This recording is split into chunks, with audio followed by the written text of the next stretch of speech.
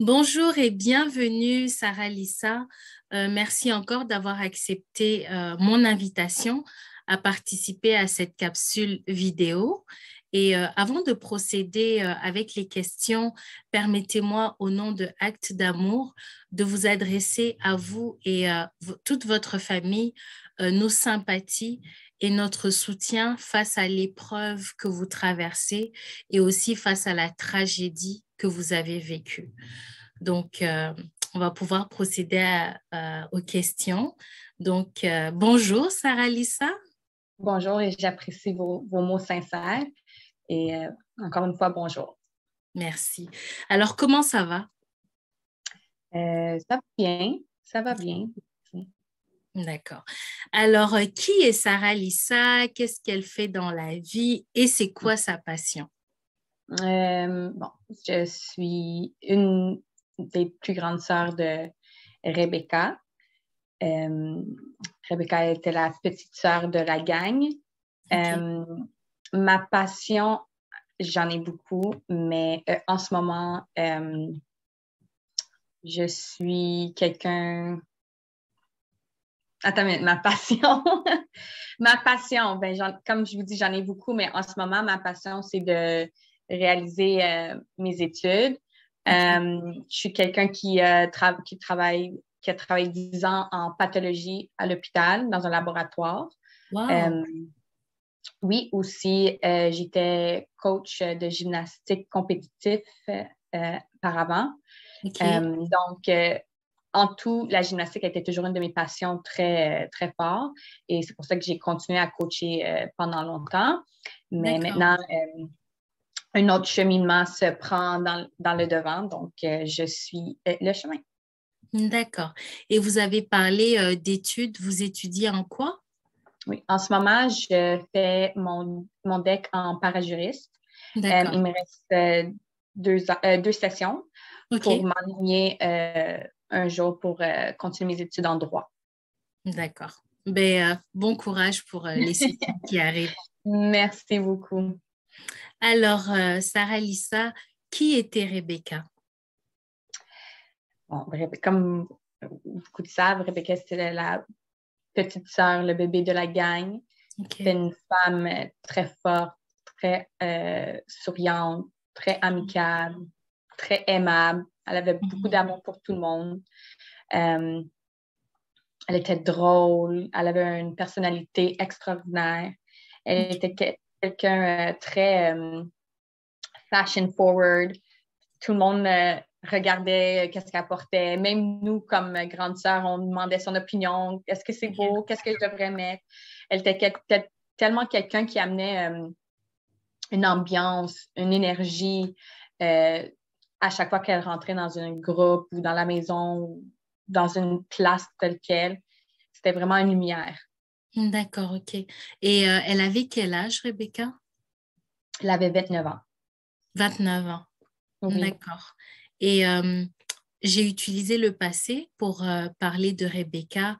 Euh, Est-ce que vous pouvez nous dire qu'est-ce qui s'est passé avec Rebecca? Qu'est-ce que vous avez vécu comme tragédie?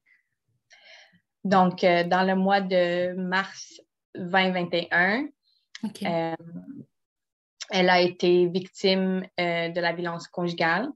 OK. Donc, par la suite de ses blessures, elle n'a pas pu retourner. Elle est passée elle n'a pas subi les blessures qu'elle a atteintes OK. de la situation. Et donc, c'est comme ça, on l'a perdue l'année passée. D'accord. Et est-ce que les membres de votre famille ou vous, est-ce que vous avez bénéficié des services du gouvernement, des services d'aide aux victimes? Ben, on a toutes eu, pas on a toutes, mais oui, notre famille a bénéficié des services. Le CAVAC et le IVAC nous ont, dans notre situation, aidé beaucoup, nous ont Oui. offert des services de thérapie pour essayer de comprendre, de passer jour à jour, d'essayer de vivre avec une tragédie comme ça, Oui. a été offert, c'est sûr, à ses proches, donc mes parents, sœurs et frères, et surtout aussi à son enfant. D'accord. Et vous, Sarah Lisa, est-ce que ces services vous ont été utiles et est-ce que vous pouvez nous partager quel service vous a le plus été utile et vous a le plus aidé? Ben, le service qui a été offert, c'est des séances, c'est à peu près 30 séances, si je ne me trompe pas, de thérapie D'accord. offert. Donc, c'est le seul service qui a été offert pour les membres de la famille, OK. pour, je veux dire, comme mes parents et frères et sœurs. Oui. Pour moi, je n'ai pas encore utilisé les services. OK. Quelque chose qui est peut-être bon avec ça, c'est qu'il n'y a pas de... Il n'y a pas de limite où est-ce que tu dois les prendre tout de suite ou D'accord. c'est quelque chose où est-ce que quand tu es prêt ou quand que tu te sens avoir le besoin, tu peux faire des recherches pour trouver un thérapeute ou un psychologue pour aller parler puis vous aider. Donc, j'ai des membres de ma famille qui ont commencé les séances, puis j'en ai OK. aussi qui n'ont pas encore ou se sentent pas encore prêts pour OK. parler de ces émotions encore. D'accord, OK. Alors, comme vous savez, c'est la semaine des victimes et survivants d'actes criminels. Quel Oui. message aimeriez-vous lancer aux jeunes femmes, aux jeunes en général? Euh, J'aimerais lancer un message en général, OK. pas juste les femmes, c'est les femmes et les hommes aussi, Oui. que de ne pas être embarrassed si vous vous trouvez OK. dans une situation comme ça, d'aller chercher de l'aide, de parler. Je sais, des fois, c'est dur, euh, comme le mot que je cherche, embarrassed. En français, vous Euh, savez c'est quoi ça? Gênée?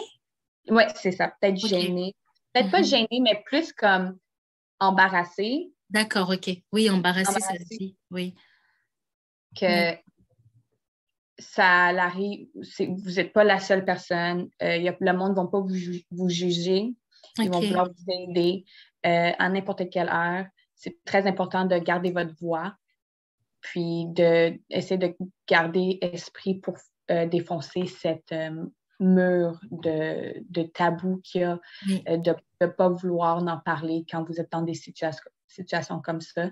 Des fois, c'est dur parce que c'est gênant Oui. que tu as trouvé quelqu'un dans votre vie que vous avez montré à tout le monde qu'il m'aime, elle m'aime, je veux avoir cette idée, cette famille ou cette relation idéale, mais en réalité, il y a des choses qui arrivent. Puis c'est plus de to do this, it's more powerful to D'accord. de garder votre courage en soi. Oui. Puis on est là pour vous garder le courage et vous aider pour parler et garder votre voix. Et Wow, c'est merci. ce que j'aimerais donner à tout le Oh, monde. merci. C'est sûr que ça va encourager beaucoup de personnes qui vont vous écouter et qui se trouvent dans des situations difficiles comme celle de votre sœur. Et si vous aviez un message à adresser aux autorités, ce serait lequel? Euh, un message que je voudrais faire, que c'est que de dire aux autorités, c'est que c'est vraiment quelque chose de sérieux. C'est quelque chose qu'on ne peut pas donner beaucoup de chance ou même de chance parce que juste donner une chance peut tourner dans des événements très dangereux la Oui, deuxième fois, la troisième fois, la quatrième fois. Qu'il exact. y a beaucoup d'aide qu'il y a besoin pour amener de la lumière sur cette violence conjugale et les situations comme telles. Oui, Donc, c'est de plus de mettre beaucoup d'efforts, d'éduquer le monde sur la violence conjugale, les notions de la violence conjugale, quoi oui, faire quand on se trouve dans une situation de la violence conjugale, où est-ce que je peux trouver de l'aide pour la violence conjugale. Puis c'est beaucoup de l'éducation pour moi que j'aimerais que les autorités nous aident à transmettre à tout le monde, peu importe l'âge, que ça soit le début le primaire, la fin de primaire, le secondaire, le collégial, universitaire. C'est très important de garder le message toujours vivant dans tous les secteurs pour que si jamais, en n'importe quel âge, ils se retrouvent dans une situation comme ça ou ils voient une situation comme ça, ils peuvent aller chercher de l'aide ou aider quelqu'un à n'importe quel âge, quoi que ce soit un ami, ton frère, ta soeur, ta mère, ton père, qu'ils savent où est-ce qu'ils peuvent aller chercher de l'aide, comment, et reconnaître qu'est-ce qui est correct et pas correct. Oh, merci, merci. Et j'aimerais terminer avec une question vous concernant, vous. Vous avez parlé tantôt des études que vous poursuivez pour pouvoir plus tard vous orienter vers le droit. Pourquoi avoir choisi le droit? Honnêtement, c'était un choix que j'ai fait il y a peut-être une couple d'années. Okay. J'ai toujours été quelqu'un intéressé en droit, que ce soit dans n'importe quel cheminement. Il y a beaucoup de secteurs, c'est ça. Mais j'ai débuté mes études janvier 2021. Et c'est sûr que les événements ont déroulé 2-3 mois après. Oui. Mais un message que ma soeur m'a laissé, qu'elle était vraiment fière de moi. Wow. Donc, je garde ce message-là pour continuer. Puis, je veux réaliser mes buts, que j'en ai parlé avec elle. Oui. Et c'est pour ça que je fonce et je ne vais pas arrêter dans ça. Puis, ça me tient au cœur, même si la situation n'est pas arrivée avec ma soeur, j'avais déjà débuté ces démarches-là pour ces études-là, mais c'est sûr que ça me donne beaucoup de feu en dessous de moi pour continuer. Mais en tout cas, nous, on vous souhaite beaucoup de courage et puis vraiment un plein succès dans votre carrière, cette carrière que vous avez choisie. Et puis, Acte d'amour, on est là, on a vraiment été touchés, comme le reste du Québec et du Canada, par ce que votre famille a vécu, par cette tragédie-là. Et vous pouvez compter sur notre soutien, vous pouvez compter sur notre aide. N'hésitez pas à faire appel si vous avez besoin de quoi que ce soit, et puis on verra comment nous, on peut vous aider. Vraiment, Sarah Lisa, merci beaucoup. C'est un sujet délicat, c'est un sujet très sensible. Comme vous l'avez dit, c'est un sujet tabou aussi, mais ça prend des gens comme vous qui témoignent pour encourager les autres personnes qui n'ont pas la force de sortir et de parler. Donc, merci beaucoup et encore une fois, courage à vous. J'apprécie, merci.